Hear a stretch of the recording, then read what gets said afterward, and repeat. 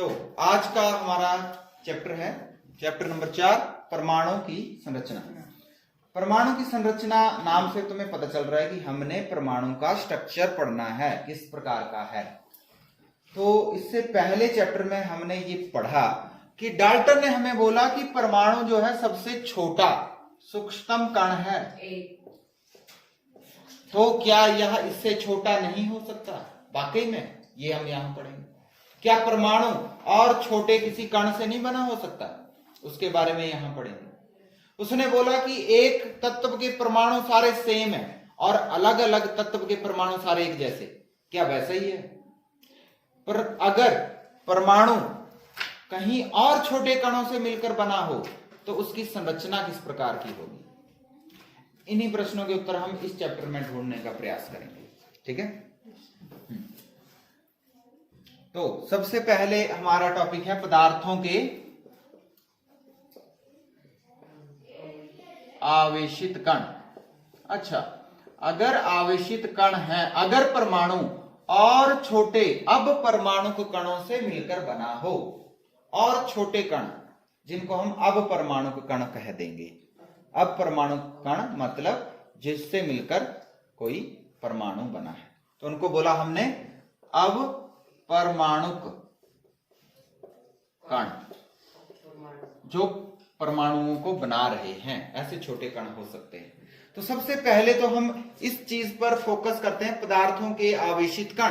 पदार्थों में कुछ कण आवेशित भी होते हैं। ये हमने 8वीं क्लास में पढ़ा था कि जब आप गुब्बारे को रगड़ते हो एक दूसरे के साथ तो एक दूसरे को रिपेल करते थे। कंघी करेंगे बालों में तो कागज के छोटे छोटे कणों को आकर्षित करती है, होता है ना। फिर हमने बोला था कि अगर कांच की रॉड को सिल्क के कपड़े पर रगड़ा जाए तो वो कांच की रॉड को गुब्बारे के पास लाएंगे तो वो आकर्षित करेगी उसको। तो ये आकर्षण क्यों हो रहा है? आवेशित कणों के कारण। आवेशित कणों के कारण वो आकर्षण हो रहा है। अगर ये आवेशित कण है, वहां रगड़ने पर वो आ रहे हैं, आवेशित हो रहे हैं, इसका मतलब वहां पर आवेशित कण थे। तो वो कण आए कहां से? ये कण आए कहां से? क्वेश्चन तो ये पैदा हो गया। अब जब आवेशित कणों के बारे में पता चला तब ये भी पता चला कि अब परमाणु जो है वो सूक्ष्मतम अविभाज्य नहीं है। अविभाज्य का काम क्या मतलब होता है? जो जिसके और ज्यादा टुकड़े ना हो सकें। तो डाल्टन ने क्या बोला था? परमाणु तो अविभाज्य कण है, इससे छोटा नहीं हो सकता। लेकिन अब पता चला कि जब आवेशित कण परमाणु के अंदर ही हैं तो इसका मतलब परमाणु और छोटे छोटे कणों से मिलकर बना हो सकता है, जो कि जिससे कि पता चलता है कि परमाणु कैसा है? अविभाज्य नहीं है, गलत है। तो डाल्टन ने जो अपना सिद्धांत दिया था वो कहीं ना कहीं गलत हो गया। यहां पर हो गया ना गलत। अब उसने तो बोला कि परमाणु अविभाज्य कण है, इसको और छोटा हम नहीं कर सकते। लेकिन अब पता चल रहा है कि अरे ये तो आवेशित कण है कुछ इसमें। और अगर आवेशित कण है तो आवेश दो प्रकार के होते हैं, धन आवेश पॉजिटिव चार्ज और ऋण आवेश नेगेटिव चार्ज, है ना। ये हमने पढ़ा है 8वीं क्लास में। अच्छा, वैज्ञानिकों ने तो खोज करनी स्टार्ट कर दी। वैज्ञानिकों को पता चल गया आवेशित कण होते हैं। तो सबसे पहले खोजा गया इलेक्ट्रॉन, जिस पर नेगेटिव चार्ज होता है। कैसा चार्ज होता है? नेगेटिव, यानी ऋणात्मक होता है। जो आवेश कैसा है? ऋणात्मक आवेश है। वो पता चला सबसे पहले 19वीं शताब्दी में। और ये सबसे पहले इलेक्ट्रॉन किसने बताया? जे थॉमसन ने।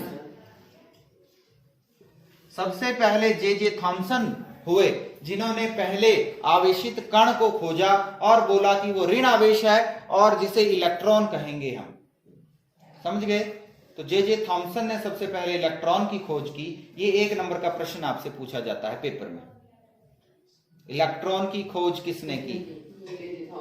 जे थॉमसन ने। अब इलेक्ट्रॉन के अलावा, नेगेटिव चार्ज के अलावा पॉजिटिव चार्ज था। ये पता, अभी इसको पता करने से पहले, पॉजिटिव चार्ज के बारे में पता करने से पहले उसके बारे में खोजा जा चुका था। ई गोल्डस्टीन हुए एक वैज्ञानिक, ई गोल्डस्टीन, शायद 1856 या 96 की बात है, 1886 में ई गोल्डस्टीन ने हमें प्रोटॉन के बारे में नहीं बताया, हमें धन आवेश के बारे में नहीं बताया, हमें केनाल रे के बारे में बताया था, केनाल रे के बारे में बताया था, केनाल किरणें, रे क्यों लिखना, केनाल किरणों के बारे में उसने खोज कर ली थी ई गोल्डस्टीन ने, ठीक है।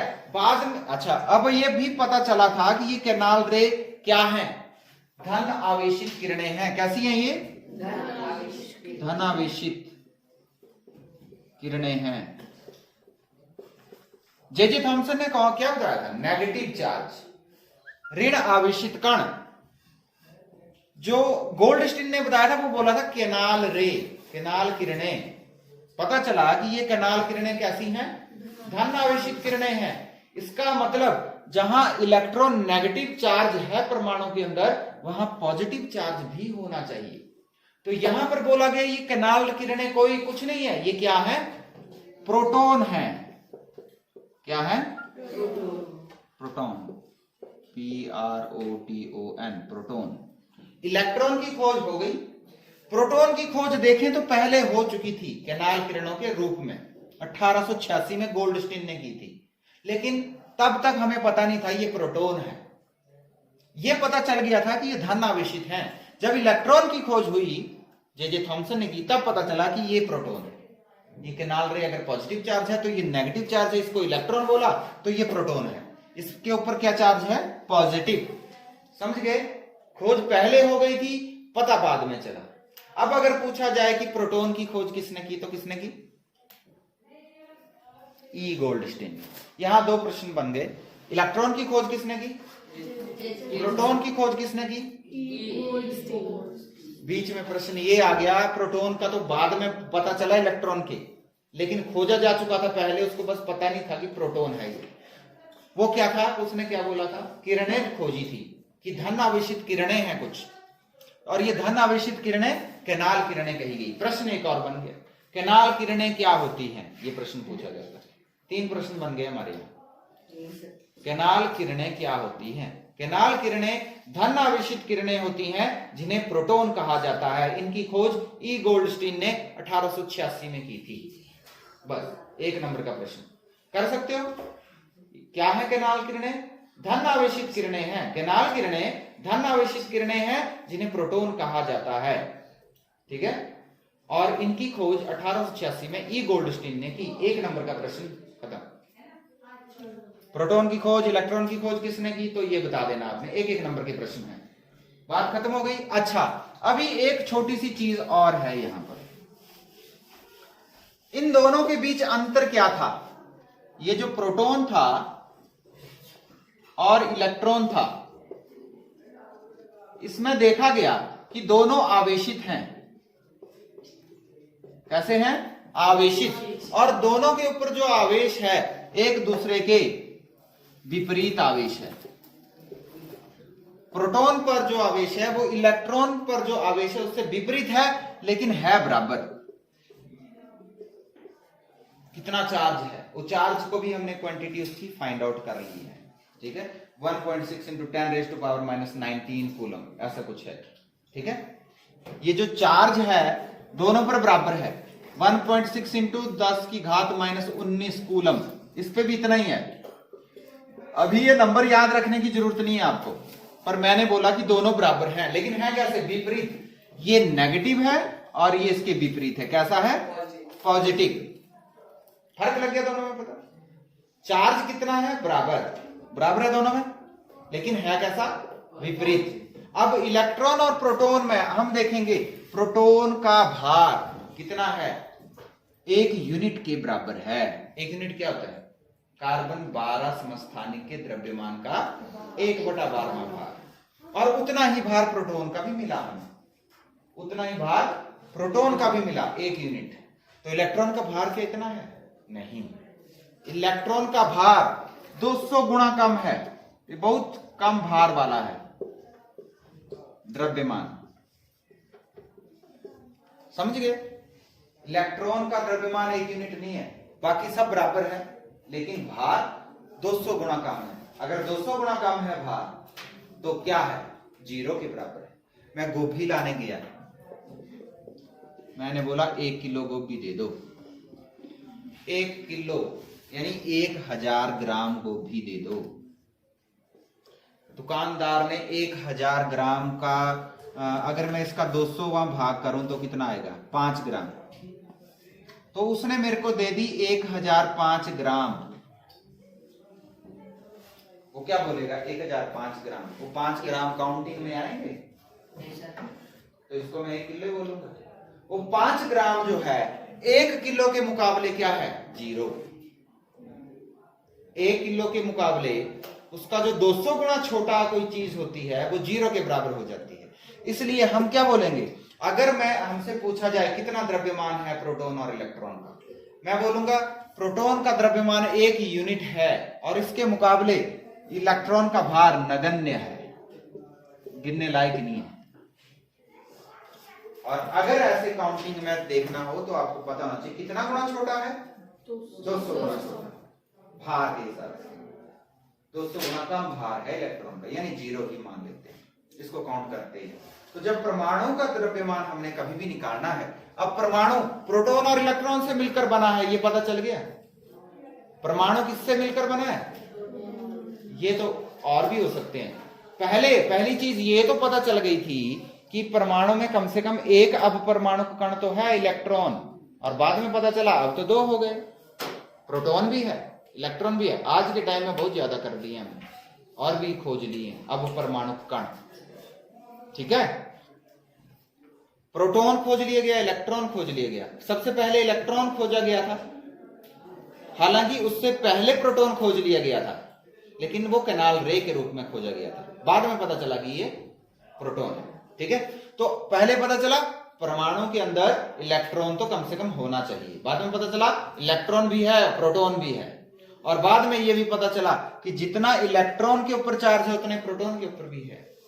यानी जितने एक परमाणु आवेशित नहीं होता, नॉर्मली एक परमाणु आवेशित नहीं होता है।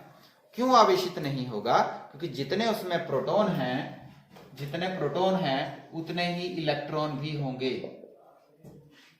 जितने प्रोटॉन हैं उतने ही इलेक्ट्रॉन भी होंगे। तो पॉजिटिव चार्ज और नेगेटिव चार्ज एक दूसरे को बैलेंस कर देंगे, जिसके कारण जो परमाणु बना उसके ऊपर कोई चार्ज नहीं रह जाएगा, ठीक है, कोई आवेश नहीं रह जाएगा। समझ गए, पता चल गया। प्रोटॉन भी उतने इलेक्ट्रॉन भी उतने, दोनों ने एक दूसरे के चार्ज को खत्म कर दिया, जितने पॉजिटिव के उतने नेगेटिव, चार्ज ही खत्म। समझ गए। एक और चीज खोजी गई कि ये जो प्रोटॉन है, ये जो पॉजिटिव चार्ज है, ये कहां होगा। अच्छा, ये क्यों खोजा गया, अब जब पता चल गया कि प्रोटॉन और इलेक्ट्रॉन है परमाणु के अंदर, तो वैज्ञानिकों में होड़ भी लग गई ना कि अगर प्रोटॉन और इलेक्ट्रॉन है तो कैसे प्रेजेंट है, इनका स्ट्रक्चर कैसा है, फिर परमाणु का स्ट्रक्चर कैसा होगा। तो उसको खोजने का प्रयास शुरू हो गया, लगे सारे साइंटिस्ट काम में कि ये प्रोटॉन इलेक्ट्रॉन कैसे प्रेजेंट हैं परमाणु के अंदर और किस तरह की परमाणु की संरचना है, देखते हैं। तो सबसे पहले जे थॉमसन ने अपना मॉडल बना के दिया। इलेक्ट्रॉन की खोज भी उन्होंने की ना, तो बाद में उनको पता भी चल गया प्रोटॉन भी तो था, वो भी खोज लिया गया था। इलेक्ट्रॉन प्रोटॉन 2 चीजें हैं परमाणु के अंदर, तो चलो देखें स्ट्रक्चर कैसा होगा। अब उनको क्या पता चल गया कि आवेश बराबर होते हैं, नेगेटिव उल्टे सीधे हैं लेकिन होते बराबर हैं। इसका मतलब ये दोनों एक दूसरे के चार्ज को खत्म कर देते हैं, परमाणु अनावेशित हो जाता है। नॉर्मल कंडीशन में परमाणु अनावेशित रहेगा। कैसा रहेगा, क्यों रहेगा अनावेशित, क्योंकि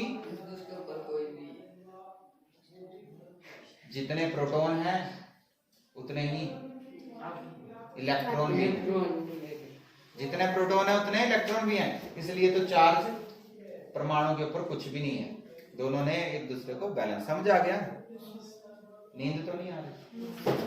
परमाणु कैसा स्ट्रक्चर है, 2 चीजें इसमें है, इलेक्ट्रॉन है प्रोटॉन है, तो कैसे हैं ये तो पता करना है। वैज्ञानिकों को क्या पता चला? दोनों का चार्ज एक बराबर है। तो अगर परमाणु अनावेशित है तो जितने प्रोटॉन होंगे उतने इलेक्ट्रॉन भी होंगे, बराबर रहेंगे, कोई चार्ज नहीं रहेगा। अब ये भी पता चला साथ में कि परमाणु, ये जो प्रोटॉन है ये कहीं सेंटर में होते हैं, ठीक है, एक जगह, और इलेक्ट्रॉन बाहर होते हैं, और इलेक्ट्रॉन निकल भी जाते हैं बाहर। इसको बाद में समझेंगे, ठीक है। अभी जे थॉमसन ने क्या बोला उसको देखें। तो जे थॉमसन ने एक मॉडल दिया उटपटांग जैसा। कैसा? उटपटांग जैसा। उसने बोला ऐसा होता होगा परमाणु, अगर इलेक्ट्रॉन प्रोटॉन है तो ऐसे होते होंगे। कैसे? उसने लिया क्रिसमस केक। उसमें केक में क्या होता है, एक जैसे वो बना हुआ है आटे का जो भी है, मैदे का जो बनता है, केक बनती है फूला हुआ ऐसे, और उसमें नट्स वगैरह डाले होते हैं, ड्राई फ्रूट्स डाले होते हैं। केक खाया नहीं होगा कभी? चॉकलेट खाई है? ऐसा क्रिसमस केक नहीं खाया। ओ चॉकलेट खाई है नट्स वाली, 45-50 रुपए की आती है वो, डेयरी मिल्क वाली। उसको चबाएंगे, उसमें नट्स आते हैं छोटे छोटे पीस, है ना, वैसे ही समझो। तो ये क्रिसमस उसने जो कंपेयर किया ना, उसने क्रिसमस उस टाइम डेयरी मिल्क की वो चॉकलेट नहीं थी, नट एंड क्रैकर, उस टाइम ये था क्रिसमस केक। तो उसने क्रिसमस केक के साथ कंपेयर किया। उसने बोला ये जो गोला है परमाणु, ये सारा धन आवेशित है। ये कैसा है? ऋण आवेशित नहीं, कैसा है? धन आवेशित। और ऋण आवेश क्या है? जो उसमें ड्राई फ्रूट है, जैसे ड्राई फ्रूट इसमें धंसे हुए हैं, वैसे ही उस धन आवेशित गोले में इलेक्ट्रॉन धंसे हुए हैं। ऐसा था नहीं, ऐसा थोड़ी होती, लेकिन चलो उसने दे दिया तो हमने भी मान लिया, थोड़े दिन के लिए हमने भी मान लिया कि ऐसा होता होगा जी, ये परमाणु का स्ट्रक्चर है। अब परमाणु तो इतना छोटा है, उसको कौन देख सकता है, तो उसकी बात माननी पड़ी हमें, ठीक है भाई, ऐसे ही होता होगा कि क्रिसमस केक की तरह धन आवेशित गोला है, और उसमें जो नट्स हैं केक के अंदर, वैसे ही इसमें नेगेटिव चार्ज जो है वो धंसे हुए हैं, ठीक है। समझ आया? समझ आया? पीछे क्रिसमस केक समझ नहीं आया? आ गया? खा लेना घर में जाके क्रिसमस केक, ठीक है। तो जो गोला है वो कौन सा है? वो धन आवेशित है। वो ब्रेड जो है वो धन आवेश है, और नट्स उसमें क्या है? नेगेटिव, हाँ, ऋण आवेश। तो ऐसे बनाया। हम इसको तरबूज से कंपेयर कर सकते हैं। जो लाल लाल है वो है तरबूज, ले लो, उधर तो आ ही नहीं रहा, कोई बात नहीं। अच्छा, इस तरबूज के साथ भी कंपेयर किया। तरबूज में जैसे वो लाल लाल भाग होता है, जो लाल भाग है वो उसने बोल दिया धन आवेश है। तो लाल लाल है वो क्या है? धन आवेशित गोला है परमाणु का, और उसके बीज क्या है? बहुत सारे बीज हैं, वो ऋण आवेश हैं। ऐसा कुछ स्ट्रक्चर दिया, ठीक है।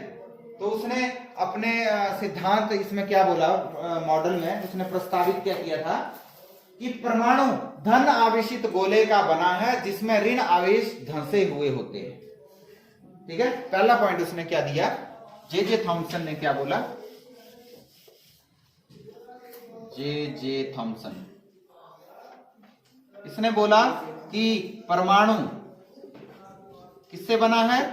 धन आवेशित गोला है। क्या है? जिसमें क्या धंसे हैं? ऋण आवेश धंसे हुए हैं। पहला पॉइंट इसने ये लिया। दूसरा पॉइंट क्या था? ऋणात्मक और धनात्मक आवेश परिमाण में समान होते हैं, इसलिए परमाणु वैद्युतीय रूप से उदासीन होते हैं। तो ऋण धन और ऋण आवेश, इसका परिमाण, मात्रा बराबर है, ठीक है। दूसरा पॉइंट ये दिया, जिसके कारण जो परमाणु है वो कैसा होता है? वैद्युतीय रूप से उदासीन होता, मतलब उस पर कोई चार्ज नहीं होता। बना किससे है? चार्ज कणों से बना है, आवेशित कणों से बना है, लेकिन उसके ऊपर आवेश कोई नहीं। क्यों? क्योंकि जितना धन आवेश है उतना ही ऋण आवेश है, दोनों का परिमाण बराबर है, जिसके कारण वैद्युतीय रूप से वो परमाणु उदासीन है। ये दो पॉइंट दिए उसने। लेकिन उसके बाद जो वैज्ञानिकों ने खोज की, उनकी खोज जो की गई थी वो इसके साथ मैच ही नहीं हो पा रही थी, ठीक है। आगे जो वैज्ञानिकों ने परमाणु के बारे में अध्ययन किया, उसमें जो खोजा, तो थॉमसन ने जो अपने पॉइंट्स दिए थे, अपना मॉडल दिया था, उसके साथ मैच नहीं हो रहा था, जिसके कारण थॉमसन का मॉडल फेल। ठीक है, इसको स्वीकार नहीं किया गया। ये तो ऐसे उटपटांग मॉडल दे दिया, सिर्फ ऐसे ही समझाया उसने। अब उसने इलेक्ट्रॉन प्रोटॉन खोज लिए कि परमाणु के अंदर इलेक्ट्रॉन भी हैं, प्रोटॉन भी हैं, तो बताना तो पड़ना था ना कैसे हैं। तो उसने मॉडल दे दिया अपने एक ख्याली पुलाव से। नहीं, रिसर्च तो की होगी, लेकिन उसको जो समझ आया उसने अपनी समझ से बोल दिया, ऐसा है, केक बना दिया, ऐसा है, मगर ऐसा था नहीं। ठीक है, जो उसके बाद बहुत सारे साइंटिस्ट अपने मॉडल प्रस्तुत किए सबने, लेकिन सफल कोई नहीं हुआ। जो सबसे पहला सफल मॉडल था वो रदरफोर्ड ने दिया था। किसने दिया था? रदरफोर्ड का मॉडल हम आगे पढ़ेंगे कल। उसने कैसे खोज की, उसने क्या बताया मॉडल में, बड़ी अच्छी चीजें बताई थी, जिसके कारण उसको नोबेल प्राइज भी मिला। अगर आप जे थॉमसन को की बात करें तो इलेक्ट्रॉन की खोज के लिए इसको भी नोबेल प्राइज मिला है। ठीक है, फिजिक्स में इसको नोबेल प्राइज मिला है, रदरफोर्ड को भी मिला है। कब मिला था इसको नोबेल प्राइज? ऐसा लिखा है 1906 में मिला। थॉमसन को नोबेल प्राइज कब मिला? 1906 में नोबेल प्राइज मिला था इसको। ठीक है, कब मिला प्राइज इसको? किस लिए मिला? इलेक्ट्रॉन की खोज के लिए। भौतिक शास्त्र में, फिजिक्स में इनको नोबेल प्राइज मिला। ठीक है, इतना ही पढ़ेंगे, बाकी कल पढ़ेंगे।